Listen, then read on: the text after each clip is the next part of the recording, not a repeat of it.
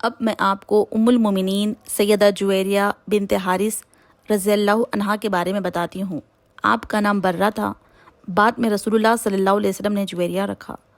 آپ کے والد حارث خاندان بنو مستلق کے سردار تھے۔ آپ کا پہلا نکاح ان کے قبیلے ہی کے ایک شخص مصافہ بن صفان سے ہوا تھا۔ مصافہ اور آپ کے والد دونوں سخت دشمن اسلام تھے۔ آپ کے والد حارث نے قریش کے اشارے پر مدینہ طیبہ پر حملے کی تیاریاں شروع کی۔ آپ صلی اللہ علیہ وسلم کو خبر پہنچی کہ حارث بن ابو زرارہ نے مسلمانوں پر حملہ کرنے کے لیے بہت سی فوج جمع کی ہے۔ نبی صلی اللہ علیہ وسلم نے بریدہ رضی اللہ عنہ کو حالات معلوم کرنے کے لیے بھیجا۔ انہوں نے واپس آ کر خبر کی تصدیق کی۔ رسول اللہ صلی اللہ علیہ وسلم نے صحابہ کو جمع کیا اور جنگ کی تیاری کا حکم دیا۔ چنانچہ 5 ہجری کو مسلمانوں کی فوج مدینے سے مریسی کی جانب روانہ ہوئی، جو مدینے سے 9 منزل کی مسافت پر واقع ہے۔ مسلمان فوج نے اسی مقام پر قیام کیا۔ رسول اللہ صلی اللہ علیہ وسلم نے سفر سے قبل سیدنا زید بن حارث رضی اللہ عنہ کو اپنا قیام مقام مقرر فرمایا۔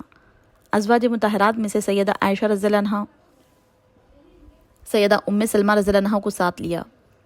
اسلامی لشکر نے تیز رفتاری کے ساتھ اچانک ان پر حملہ کیا۔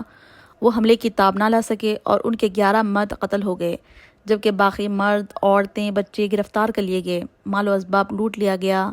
2000 اونٹ اور 5000 بکریاں مال غنیمت میں ہاتھ آئی۔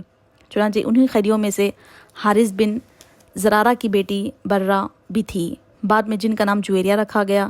مال غنیمت کی تقسیم میں سیدہ جویریہ رضی اللہ عنہا سیدنا ثابت بن قیس رضی اللہ عنہ کے حصے میں آئی۔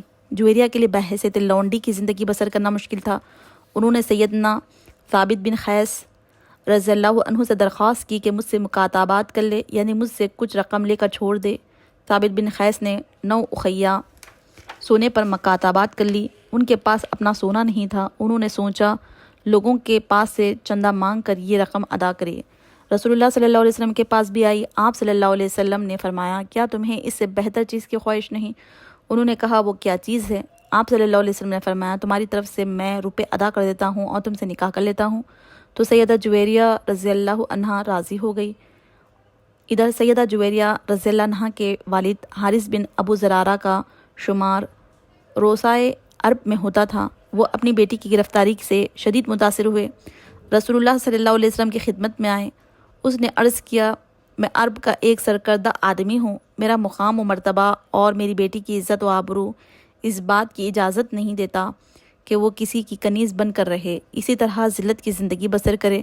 میں اپنے قبیلے کا سردار ہوں، آپ میری عزت کا احساس کریے، میری بیٹی کو آزاد کر دیجئے۔ نبی صلی اللہ علیہ وسلم نے فرمایا، آپ اپنی بیٹی سے پوچھ لیں، میں معاملہ اس کی مرضی پر چھوڑتا ہوں۔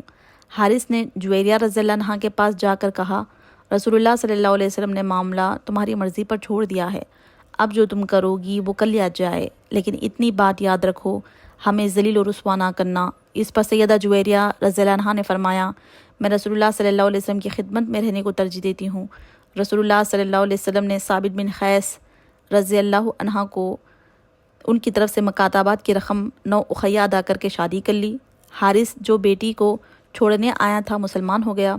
رسول اللہ صلی اللہ علیہ وسلم نے جویریہ رضی اللہ عنہ کو آزاد کر کے اپنی زوجیت میں لے لیا۔ جب صحابہ کرام رضی اللہ عنہ کو یہ بات معلوم ہوئی تو انہوں نے بنی مستلق کے قیدیوں کو آزاد کر دیا۔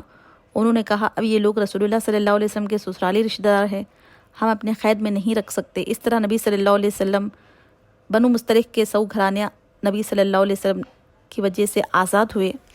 ام المومنین سیدہ عائشہ رضی اللہ عنہا فرماتی ہے کہ میں نے جویریہ رضی اللہ عنہا سے زیادہ کسی کو اپنی قوم کے حق میں بابرکت نہیں دیکھا، جن کی وجہ سے ایک دن میں 100 گھرانے آزاد ہوئے۔ مستدرک حاکم اور ترمذی کی روایتوں میں ہے کہ سیدہ جویریہ رضی اللہ عنہا فرماتی ہے، میں نے نبی صلی اللہ علیہ وسلم کی آمد سے 3 رات پہلے خواب میں دیکھا کہ چاند یثرب سے چلا آ رہا ہے اور وہ میری آغوش میں آ گرا ہے۔ میں نے یہ بات لوگوں کو نہیں بتائی، یہاں تک کہ رسول اللہ صلی اللہ علیہ وسلم تشریف لائے۔ جب ہم قیدی بنے تو مجھے اس خواب کی تعبیر نظر آنے لگی۔ چنانچہ آپ صلی اللہ علیہ وسلم نے مجھے آزاد کر کے اپنی ازواج مطہرات میں شامل فرما لیا۔ جب آپ صلی اللہ علیہ وسلم کے نکاح میں آئی اس وقت آپ کی عمر 20 سال تھی، وفات کے وقت 65 تھی۔ آپ نے ربیع الاول 50 ہجری میں انتقال فرمایا۔ ایک روایت کے مطابق انتقال 56 ہجری میں ہوا۔